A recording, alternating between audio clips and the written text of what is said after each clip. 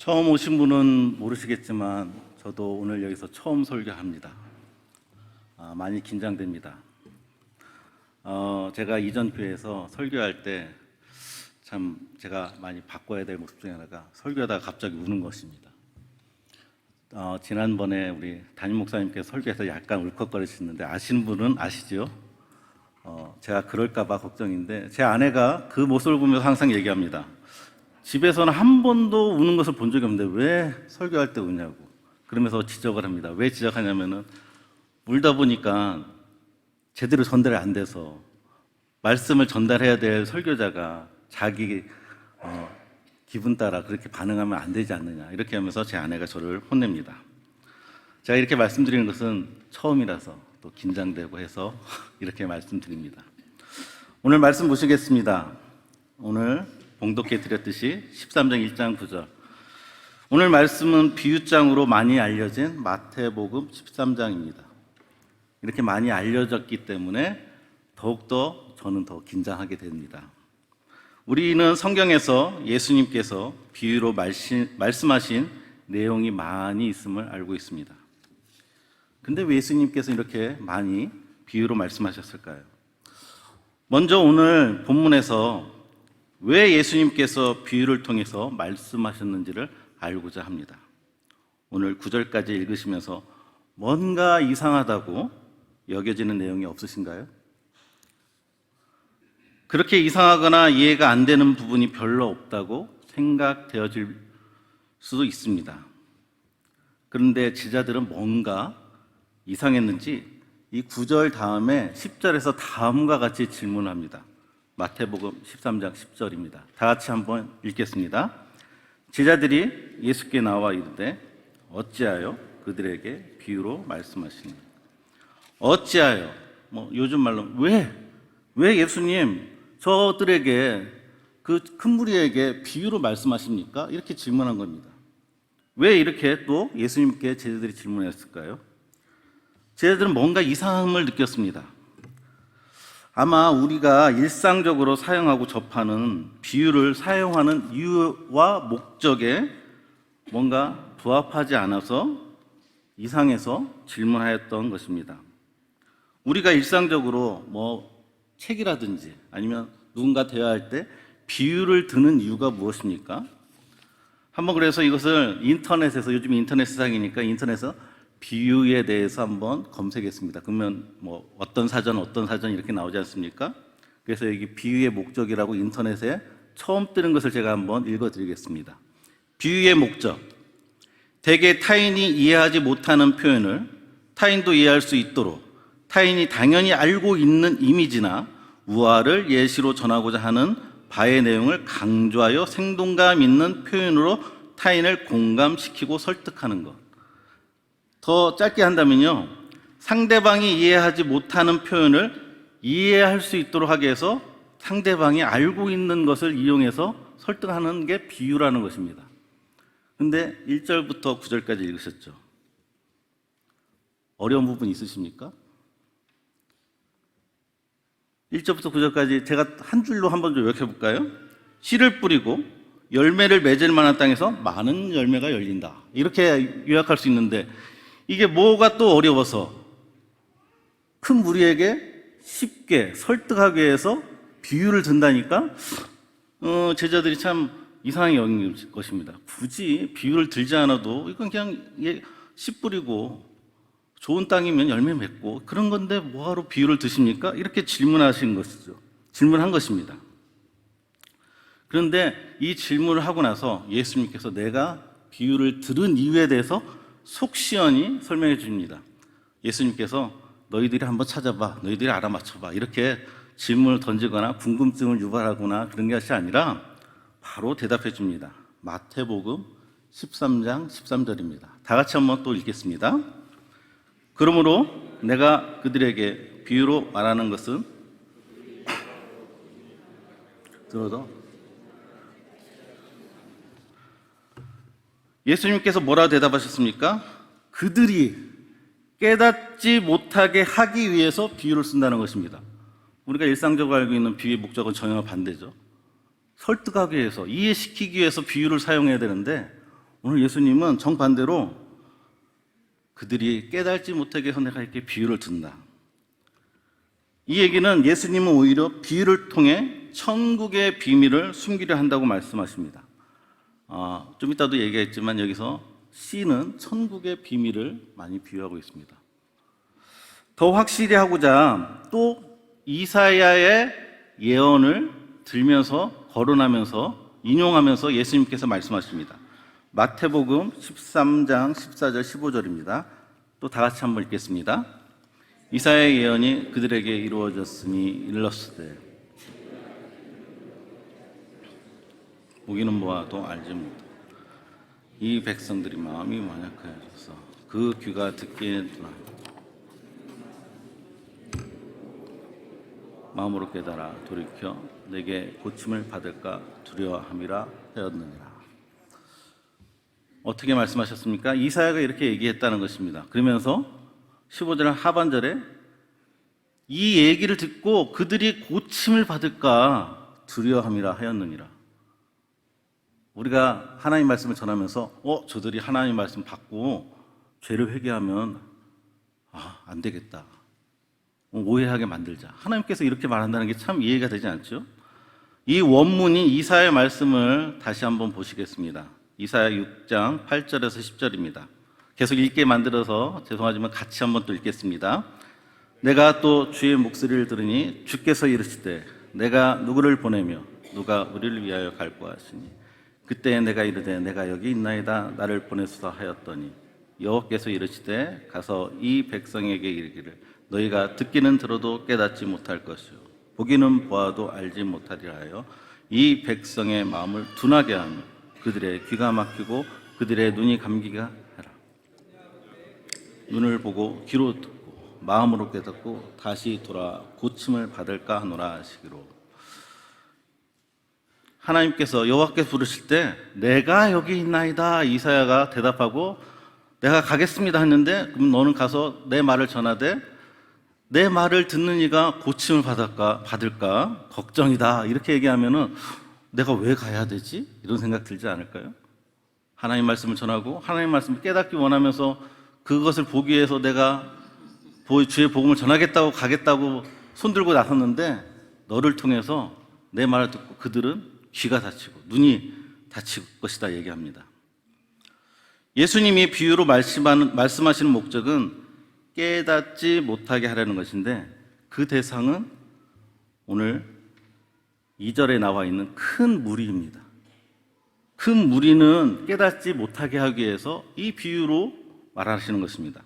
하지만 전부 다 깨닫지 못하게 하려는 것이 아니라 제자들은 깨닫게 하려는 목적이 있었습니다. 같은 문장이고 같은 말인데 어떤 무리는 이 말을 깨닫지 못하게 만들고 어떤 부류는 깨닫게 하기 위해서라는 것입니다. 그게 10절에 보시면은 아까 읽었던 말씀인데 제자들이 질문하면서 제자들과 예수님이 이제 큰 무리에서 분리가 된 것입니다.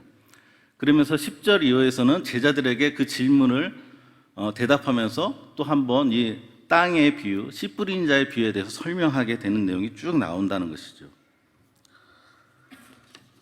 문자적으로 같은 내용인 이 비유를 깨닫지 못해야 하는 대상이 큰 무리고 깨달아야 하는 대상은 제자들입니다. 숨기기 위한 대상은 큰 무리이고 비밀을 알게 하는 대상은 제자들입니다. 즉 큰 무리와 제자들 두 대상에게 이 비유를 다 말씀하셨습니다. 문제는 이 두 대상 모두 이 내용을 들으면 각자가 나는 잘 이해하고 있다 여긴다는 것입니다. 이 말씀을 듣고 이거 난해한데 너무 어려운데 이렇게 생각하실 분 있으십니까? 당연하지. 열매 맺는 거 좋은 땅, 나쁜 땅 열매 못 맺지. 다 그렇게 해석하지. 나 이거 이해 못하니까 좀 해석해 주세요. 그럴 분이 계십니까? 아마 여기 있는 이 본문에 나와 있는 큰 무리도 제자들도 듣자마자 이런 말씀이구나 이해했을 것입니다. 그런데 예수님이 이상하게 이해 못할 것이다, 듣지 못할 것이다, 보지 못할 것이다, 그런 무리가 있다 이렇게 얘기하는 것이죠. 하지만 그들이 이 비유를 이해하는 내용은 상반된 것이기 때문에 이렇게 말씀하시는 것입니다. 각자는 나는 잘 이해했다 생각할지는 몰라도 하나님의 기준에서는, 예수님의 기준에서는 어떤 이는 제대로 이해했고 어떤 이는 제대로 이해 못했다라고 판단하는 것입니다. 하나님이 보시기에 깨닫는 자와 깨닫지 못하는 자로 나뉜다는 것입니다. 비밀을 숨겨야만 하는 자가 있고 비밀을 알게 돼야 하는 자가 있다는 것입니다. 그런 큰 무리는 어떻게 하고 있었을까요? 그리고 제자들은 어떻게 이해하고 있었을까요? 우리는 이 두 분류의 사람들이 어떻게 이해했나를 알기 위해 여기에 주요한 비유의 요소, 소재를 다시 한번 되짚어 봐야 합니다. 크게 제가 4개로 구분했습니다. 농부, 씨, 땅, 열매 4개로 했습니다. 농부, 하나님입니다. 그렇게 해석하는데 어렵지 않습니다. 씨는 하나님 말씀, 천국 말씀, 복음이라 생각하시면 됩니다. 그러면 씨 뿌리는 자는 말씀을 전달하는 자를 뜻합니다. 대표적으로 오늘 예수님께서 거론했던 이사야처럼 선지자 같은 사람들이 이 하나님 말씀을 씨 뿌리는 자처럼 뿌리는 사람들입니다. 문제는 3번째와 4번째인 땅과 열매를 우리가 어떻게 이해해야 되느냐, 거기에 문제가 있다는 것입니다. 땅은 4종류로 표현되어 있습니다. 잘 아시죠? 길가, 돌밭, 가시덤불, 그 다음에 좋은 땅. 이렇게 4가지로 나눴는데 이것도 우리를 이해하기 어렵게 만드는 하나님의 장치입니다. 간단히 한번 생각해 보십시오. 열매를 맺는 땅과 안 맺는 땅이 중요하지 4가지 땅이 그렇게 중요하지 않습니다. 4가지를 제시하니까 내가 4가지 중에 어디지? 그렇게 생각합니다. 요즘 사람들하고 만나면서 뭐 하면 너 아이야? 이야? 이 얘기 무슨 얘기인지 아세요? MBTI 하는 사람들. 사람을 그렇게 부려하기 좋아합니다. MBTI 검사하냐 묻습니다. 인간은 그렇게 계층적으로 나뉘는 것을 좋아하듯이 하나님께서 이렇게 4가지를 제시해 주면은 나는 4가지 땅에 어디지 하면서 거기에 이제 푹 빠져서 정작 중요한 열매 맺는 땅과 아닌 것, 단순히 이 2가지로 구분되어 있다는 것을 간과할 수 있다는 것입니다. 먼저 열매가 누구에 의해서 맺게 되는 것입니까? 열매는 농부의 노력과 씨의 생명으로 열리는 것입니다. 땅도 필요하지만 땅이 노력할 것은 아무것도 없습니다.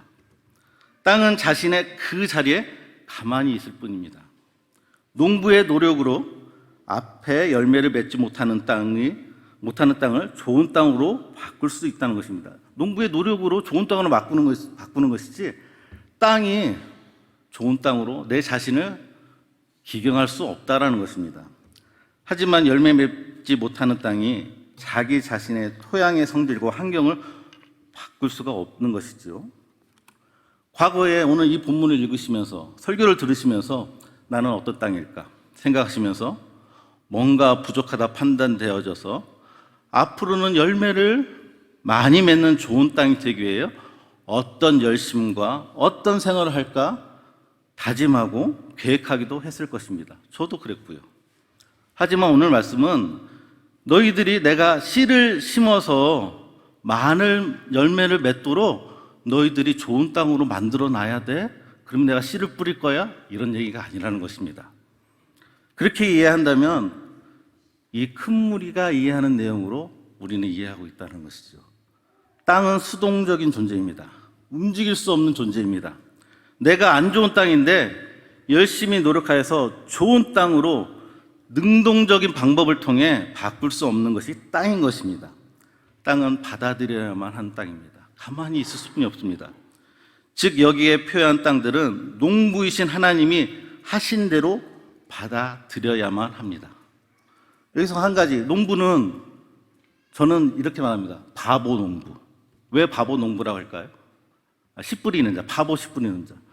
아무리 바보라도 길가를 구분 못할까요?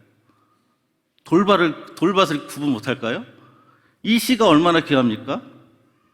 보릿고개, 이 씨를 안 먹고 잘 간직하여서 봄이 돼서 뿌려서 보리를 생산하는데 그 씨를 그렇게 과거면 더 귀한 이 씨를 아무데나 뿌립니까? 근데 우리 하나님은 그렇다는 것입니다. 여기 선교사님 많이 계십니다. 각국에 나와서 씨를 뿌렸죠? 아무데나 뿌립니다. 열매 맺을 사람을 골라서 씨 뿌립니까? 그것은 하나님만 알 뿐이죠. 그냥 뿌리는 것입니다. 해석의 문제가 되는 두 가지 중에 하나인 땅은 수동적인 존재라는 것을 하나가 해결되었습니다. 하나가 또 남았습니다. 이제는 열매를 이해하는 문제가 남았습니다.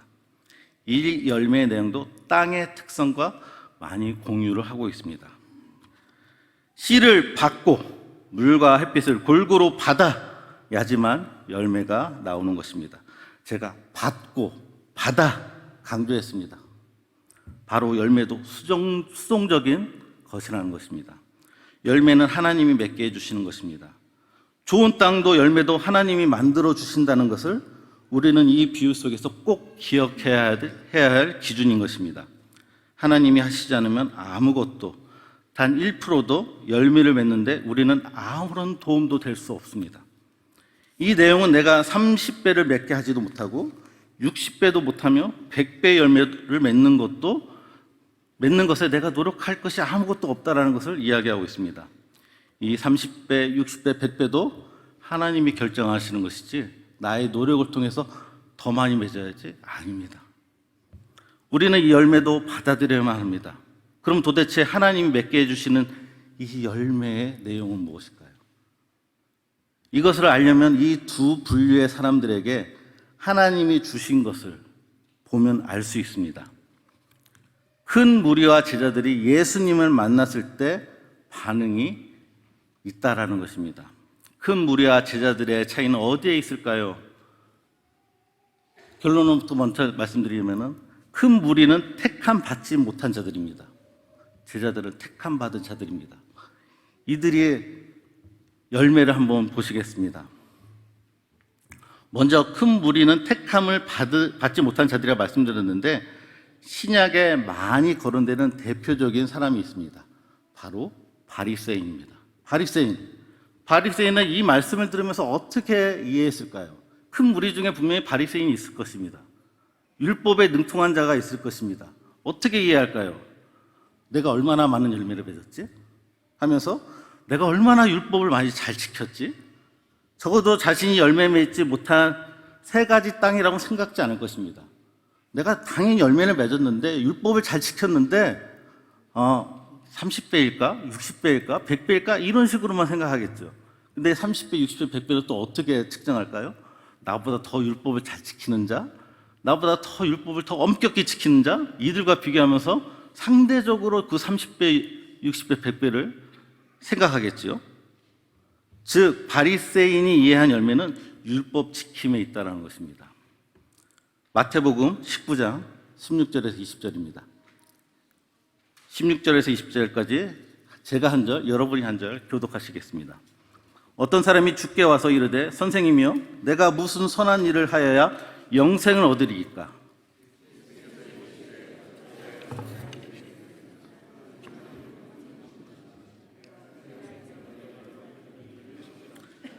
이르되 어느 계명이오니까? 예수께서 이르시되 살인하지 말라, 간음하지 말라, 도둑질하지 말라, 거짓 증언하지 말라.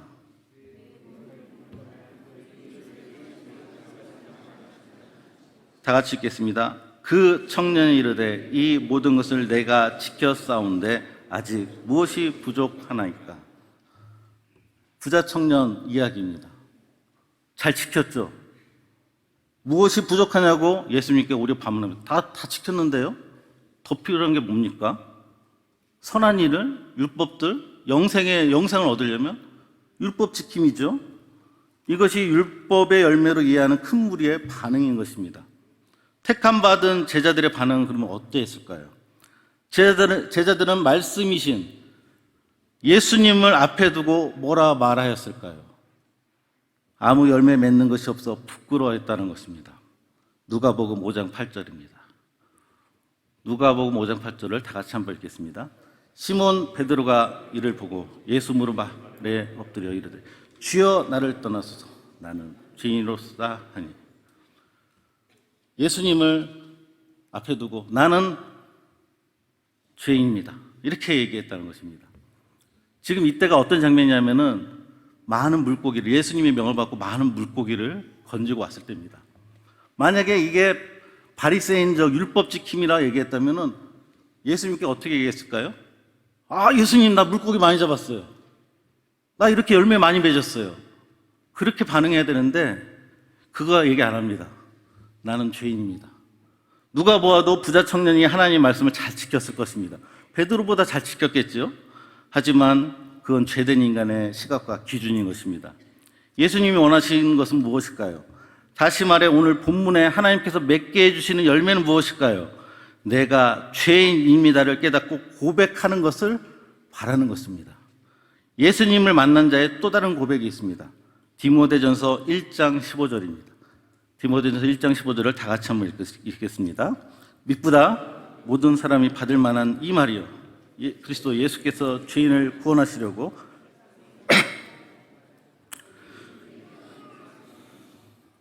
바울이 자기의 영적 아들인 디모데에게 보낸 편지입니다. 죄인 중에 내가 개순이라. 이 1장 15절 앞뒤로 보면은 자기의 은혜 받음을 얘기합니다. 그 중에 가장 큰 은혜가 뭐냐? 내가 죄인이었는데 사함받았다. 나 예수 믿고 나서 목회 이렇게 잘했어, 선교 잘했어, 뭐 했어, 그걸 먼저 디모데한테 나 복 받은 걸 얘기한 게 아니라 내가 받은 가장 큰 복은 내가 죄인이라는 걸 깨달았다. 그것도 괴수라고 깨달았다. 그게 가장 큰 은혜고 복이라는 것을 디모데에게 이렇게 서신으로 보내는 것입니다. 천국의 말씀인 복음이 뿌려졌을 때 하나님께서 원하시는 것은 내가 얼마나 말씀을 지켰나 계수하는 것이 아닙니다. 내가 얼마나 하나님을 남보다 크게 하였나 측정하는 것이 아닙니다.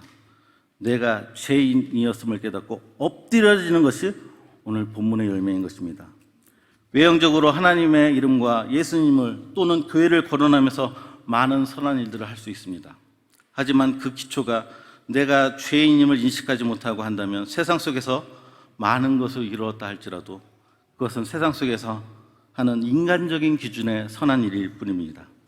이 자리에 그럼 난 어떤 종류의 땅인가 생각하시는 분들 계시죠? 이전에도 이 말씀을 들으면서 나는 어떤 종류의 땅이지? 이 질문을 자신에게 던졌을 때 나를 아무리 돌아보아도 난 길가야. 난 아무리 돌아보아도 돌밭이야. 난 아무리 돌아보아도 가시덤불이야.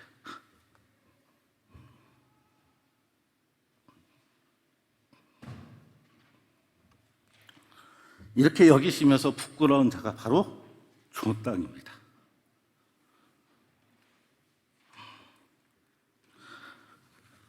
하나님의 기준에서 오늘 본문에서 표현된 좋은 땅이라 생각되어진다고 말씀드리는 것입니다. 즉 나는 죄인이라서 열매를 내세우기는커녕 부끄러움에 죄인이라 고백하는 자가 하나님이 말하시는 바로 좋은 땅이라는 것입니다. 천국의 비밀을 열지는 시작은 무엇입니까? 바로 우리가 죄인.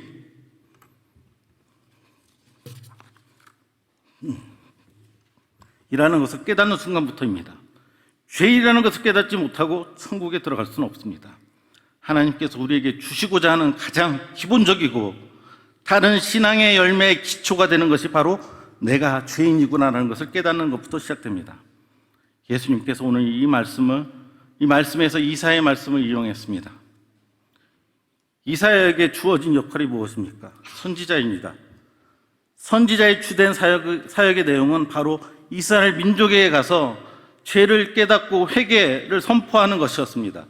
율법을 지켜서 행위의 열매로 하나님께 나아가는 것이 아니라 심령의 열매인 죄를 먼저 알라는 것입니다. 우리가 죄인이라는 것을 노력해서 얻나요? 죄책감을 막 가증시켜서 세뇌시켜서 마저 난 죄인이야 착각하게 만드는 것일까요? 과정과 노력이 필요합니까? 나보다 더 선한 사람 앞에 가서 저 사람은 나보다 선하게 살았으니까 내가 죄인이구나 그렇게 상대적으로 느끼는 게 죄입니까? 인간의 죄는 하나님께서 깨닫게 해주셔야만 알 수 있는 것입니다. 좋은 땅이기 때문에 내가 할 수 없는 것이 아니라 하나님께서 죄라고 여겨주시고 깨닫게 해주셔야 되는 것입니다. 노력해서 얻어지는 죄의 깨달음이 아니라는 것입니다. 인간 누구든 절대자이자 절대선이신 하나님 앞에 서면 하나님께서 준비해 주신 백성이라면 바로 죄를 깨닫게 되는 것입니다. 이 죄에 대해 깨달음을 받은 자는 오늘 비유를 접할 때 나는 돌짝발이었네, 나는 길가였네, 나는 가시덤불이었네 하면서 엎드려지는 자가 하나님이 넌 좋은 땅이구나. 너는 좀만 있으면 열매를 맺을 수 있을 거야. 얘기하신다는 것입니다. 그럼 죄를 깨달았을 때 왜 100배, 60배, 30배로 표현했을까요? 이것도 우리가 오인하게 만드는, 걸려 넘어지게 만드는 장치인 것입니다.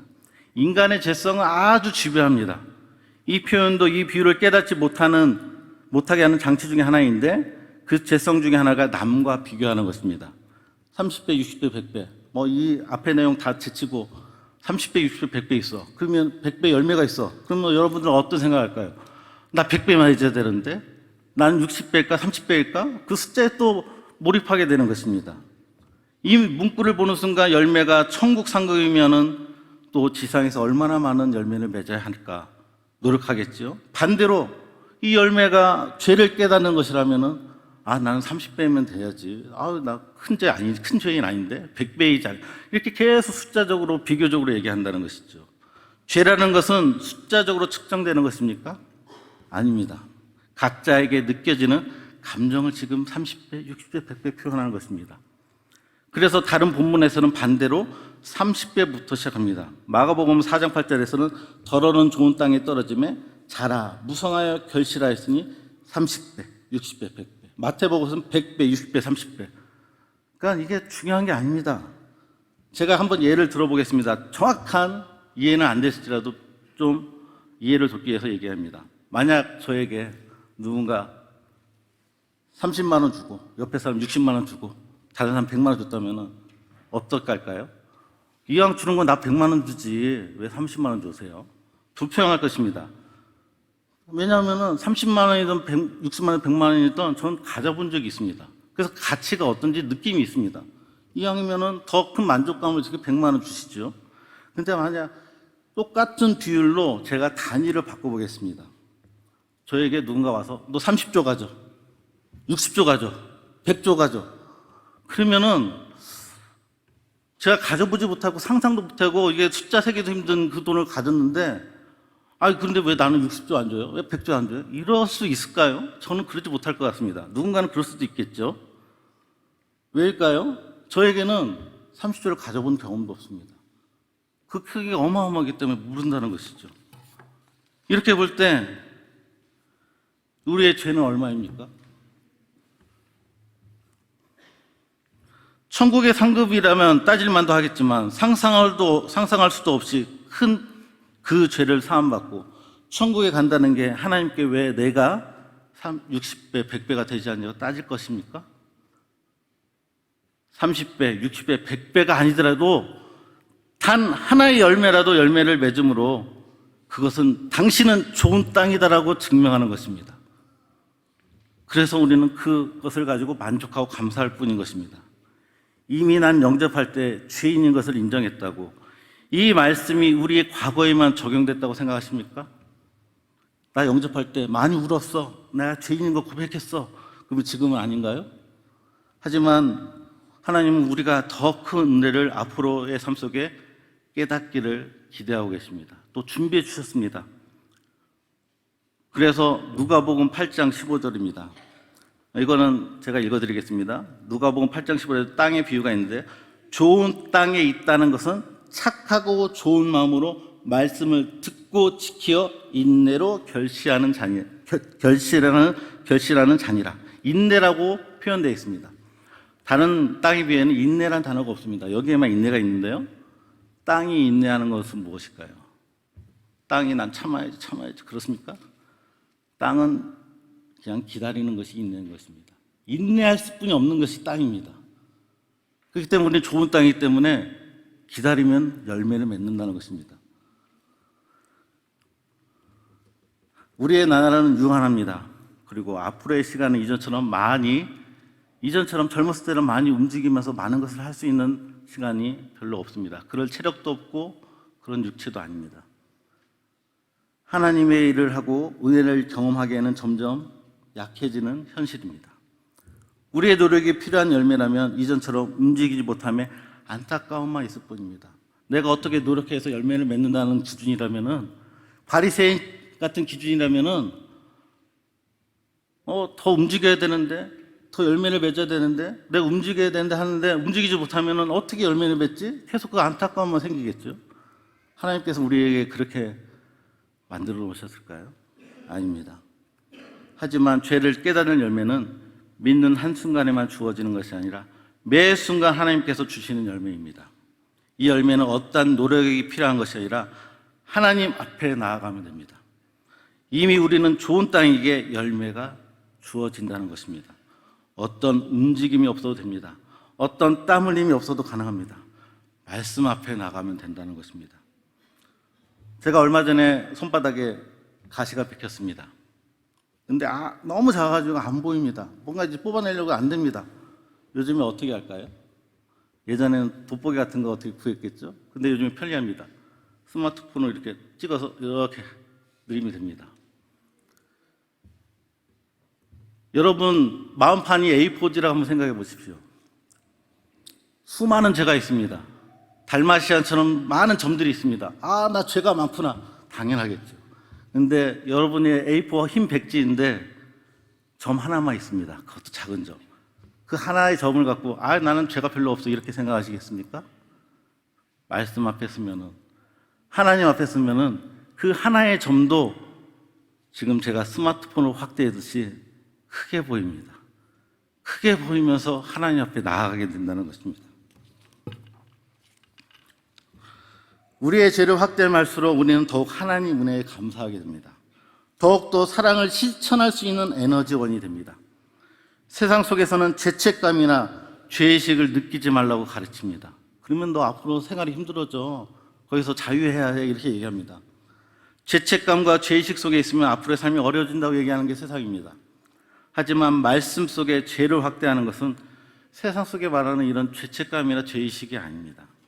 완전히 다른 것입니다. 아까 보았듯이 나의 가장 큰 은혜, 첫 번째 고백하는 것이 죄인 중에 괴수라 얘기하는 바울처럼 하나님께서 우리에게 주시는 우리의 죄됨의 자각은 오히려 예수님을 더욱 깊이 알고 경험하는 은혜라는 것입니다. 앞으로의 시간 속에서 이 하나님께서 주시는 열매가 여러분의 말씀 생활 속에서 하나님 앞에서 더 풍성히 맺히길 주의 이름으로 축복합니다.